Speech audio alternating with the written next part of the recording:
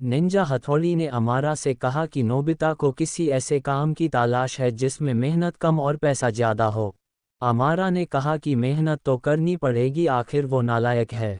कैनिची ने हथौड़ी को आकर कहा कि नोबिता मैदान में बैठा है और सब लोग उसे माथा टेक रहे हैं। हथौड़ी और अमारा नोबिता के पास गए लेकिन कुछ लोगों ने उन्हें भगा दिया। कैनिची ने डोरेमोन को भी सारी बात बताई, शिनचैन तक भी बात पहुंच गई। शाम को नोबिता के घर पंचायत हुई। हथौड़ी ने कहा कि ये नोबिता ने नया पाखंड शुरू कर दिया है। शिनचैन ने कहा कि आजकल बाबा कल्चर बहुत बढ़ गया है। डोरेमोन ने कहा लोग छोटे बच्चों को बाबा मान रहे हैं।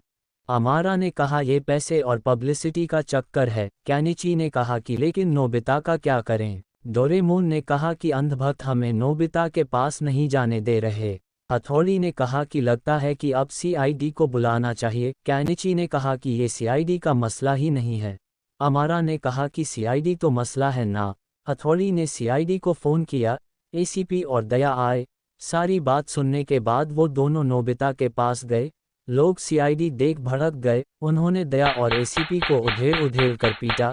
इसी बीच हथौड़ी ने निंजा टेक्निक से नोबिता को बांधकर किडनैप कर लिया। सीआईडी की पिटाई के बाद एसीपी ने कहा कुछ तो गड़बड़ है। दया ने कहा कि सर गड़बड़ नहीं, हमें बलि का बकरा बनाया गया है। निंजा हथौड़ी नोबिता को लेकर उसके घर पहुंचा। डोरेमोन ने कहा कि नोबिता ये तुम क्या कर रहे हो। नोबिता ने कहा कि मुझे पैसा और पब्लिसिटी मिल रही है तो तुम्हें क्या तकलीफ है। शिनचैन ने कहा कि तुम लोगों को उल्लू बना रहे हो। नोबिता ने कहा कि मुझे फर्क नहीं पड़ता। हथौड़ी ने कहा कि अब तुम हमारे कब्जे में हो। नोबिता ने कहा कि कुछ ही देर में मेरे अंधभक्त इस घर को चारों ओर से घेर लेंगे। अमारा ने कहा कि उनके लिए हमने पहले इंतजाम कर रखा है। शिनचैन ने कहा कि अमारा इसे जाने दो। नोबिता ने कहा कि तुम सबको देख लूंगा। नोबिता वहां से चला गया। डोरेमोन ने कहा कि हमने उसे जाने क्यों दिया। अमारा ने कहा कि अगर हम कोई एक्शन करते तो हम पर कार्रवाई हो सकती थी।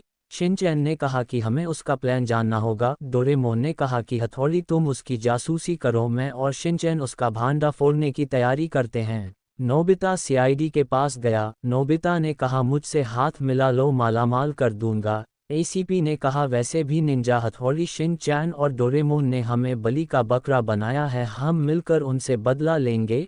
निंजा हथौड़ी ने उन दोनों की प्लानिंग सुन ली। हथौड़ी ने अमारा और कैनिची से कहा लड़ाई की तैयारी के लिए एक मजबूत बिल्डिंग चुनो और सुरक्षा की व्यवस्था करो। अमारा ने कहा क्यों, क्या हुआ। हथौड़ी ने कहा बहुत जल्द बैटल होने वाली है।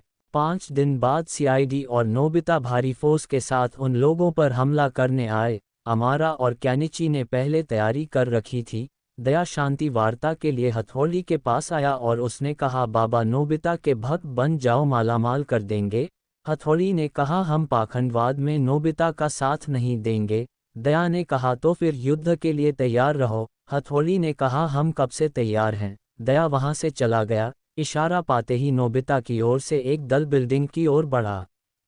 एक जोरदार धमाका हुआ, वो दल पीछे भाग आया। अमारा ने बिल्डिंग के चारों तरफ डायनामाइट बिछाए हुए थे और कंट्रोल भी उसके हाथ में थे। नोबिता की ओर से गोली चलने लगी। कैनिची के एक बटन दबाते ही बिल्डिंग की चारों ओर एक मजबूत दीवार खड़ी हो गई। सारी गोलियां बेकार हो गईं। नोबिता ने कहा एसीपी फाइटर प्लेन लेकर आओ। एसीपी ने कहा हमारी औकात इतने की है। तभी एक गोली आकर दया के कंधे पर लगी। निंजा हथौड़ी ने स्पीकर लेकर कहा नोबिता तुम तीनों हमारे स्नाइपर्स के निशाने पर हो, चुपचाप सरेंडर कर दो। दया ने कहा अबे मरवा दिया मुझे। नोबिता ने कहा हथौड़ी तुम चाहते क्या हो। हथौड़ी ने कहा तुम सबके सामने आज पाखंडवाद छोड़ो।